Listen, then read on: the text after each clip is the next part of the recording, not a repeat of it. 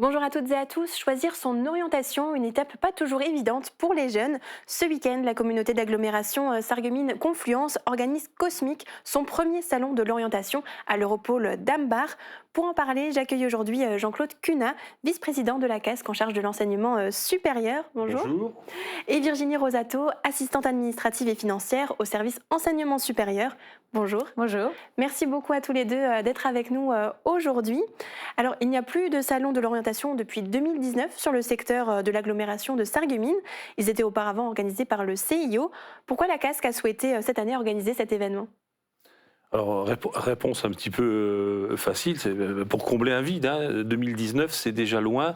Et dans le constat qu'on a fait, puisque faut rappeler que nous intervenons sur le développement économique, sur l'enseignement supérieur, sur les formations de manière générale, il nous a paru quand même pertinent et peut-être indispensable aujourd'hui de réactiver ce type d'événement sur le territoire.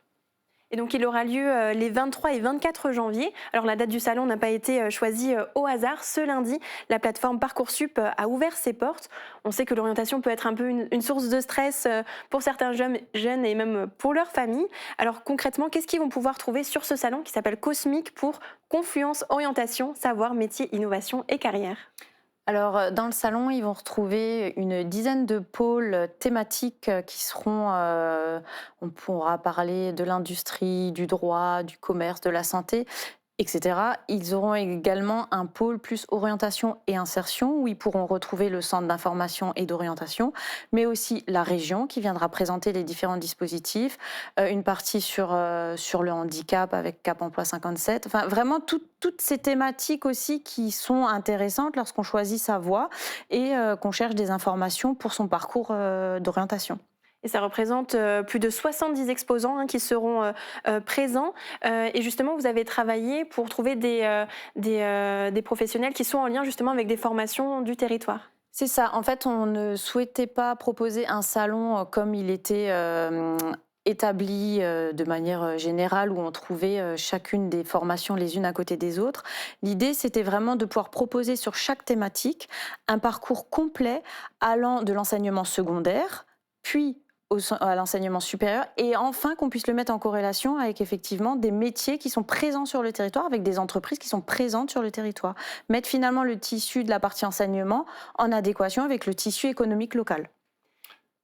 Vous vouliez On a compléter ? changé de paradigme pour compléter ce que dit Virginie. C'était vraiment notre volonté. C'est-à-dire, on fait un salon qui est quand même innovant en ce sens qu'il n'empile pas des stands, elle vient de le dire, mais il rassemble par thématique pour que l'usager, que le public puisse trouver à tel endroit sur une thématique l'ensemble des acteurs qui est capable de dispenser les formations vers lesquelles il souhaite se tourner.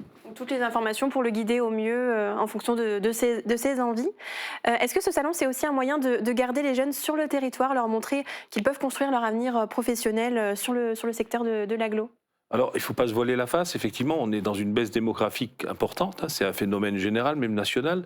Notre territoire l'est peut-être un peu plus au niveau de cette baisse démographique. Donc, en tout cas, en tant qu'élu, notre souhait, notre volonté, c'est de travailler justement au maintien des jeunes sur le territoire, autant que faire se peut. On ne peut pas les empêcher de partir à l'étranger non plus. Il n'est pas question de faire de la rétention. Mais si on peut quand même proposer à des jeunes des facilités d'insertion et ensuite de vie sur le territoire, nous pourrons qu'être content d'avoir atteint cet objectif, parce que notre population, elle vieillit, donc il faut qu'on ait des jeunes sur notre territoire, il faut qu'on les maintienne, et il faut qu'on les attire aussi, parfois d'autres régions. C'est important aussi. Donc il y aura 2 dates pour ce salon. Ça démarre ce vendredi 23 janvier avec une journée qui est réservée aux collégiens et lycéens de l'agglo. Plus de 2000 élèves sont attendus. Puis samedi, le salon sera ouvert à tous.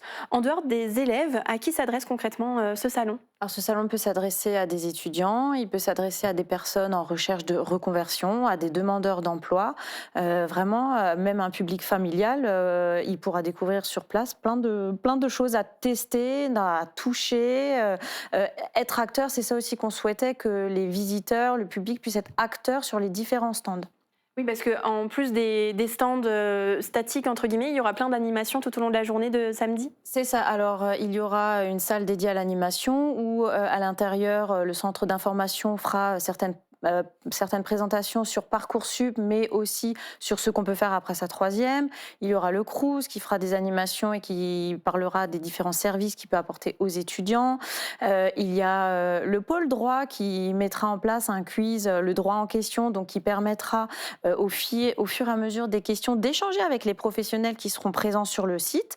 Voilà, il y a plein de petites choses et chacun des stands prévoit, il va y avoir sur certains des choses vraiment à toucher, à manipuler. Donc c'est vraiment cette notion d'être acteur finalement de son orientation qu'on avait envie de mettre en avant. Et j'imagine que c'est toute une organisation assez importante, surtout pour une première édition. Ah oui, pour une première édition, c'est effectivement assez important. Il a fallu déjà trouver les différents exposants. Donc voilà, il fallait solliciter des entreprises, des formations. Et c'est de se construire, comme c'est effectivement une première édition, ça se construit finalement au fur et à mesure. Là, tout doucement, les choses sont en train de s'installer techniquement dans la salle. Donc il faut matérialiser le plan au sol. Il fallait intégrer tous ces stands par pôle dans une même salle en fonction des demandes spécifiques de chacun. Notamment, je parle la partie technique en termes d'électricité. Il faut des choses particulières sur certains pôles. L'industrie, la partie cuisine, ça nécessite des branchements particuliers. Donc voilà, c'est toute cette partie-là, ce premier plan, cette première pensée, cette première vision de ce salon. Donc oui, effectivement, c'est une organisation conséquente. J'imagine. La Casque n'est pas seule dans l'organisation de ce salon. Qui sont vos partenaires? Voilà, vous m'ôtez les propos. Je voulais absolument pas qu'on termine sans remercier l'ensemble des participants, des exposants, parce qu'évidemment, on a impulsé la démarche, on en est l'organisateur, mais il fallait qu'on s'assure une présence la plus importante sur le salon.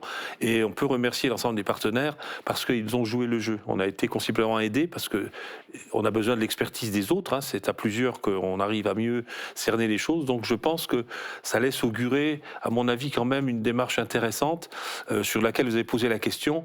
On réfléchira à poursuivre le travail après un bilan qu'on fera sur les insuffisances qu'on aura constatées ou les axes de progrès, comme dit la formule, qu'il faudra peut-être envisager. Donc ça pourrait être un événement qui se tient dans le temps, peut-être de prochaines éditions les années à venir alors, en fonction des résultats. Absolument, c'est pas exclu. Alors on va rappeler les informations pratiques. Le salon de l'orientation cosmique sera ouvert à tous ce samedi 24 janvier de 9h à 17h au centre de communication INEOS à l'Europole d'Ambar.